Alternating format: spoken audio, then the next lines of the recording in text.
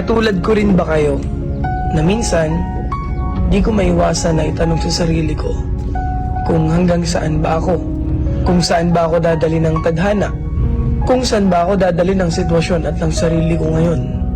Kasi minsan nakakaramdam din ako ng pagod, pero wala namang choice kundi lumaban palagi dahil yun lang naman talaga ang dapat.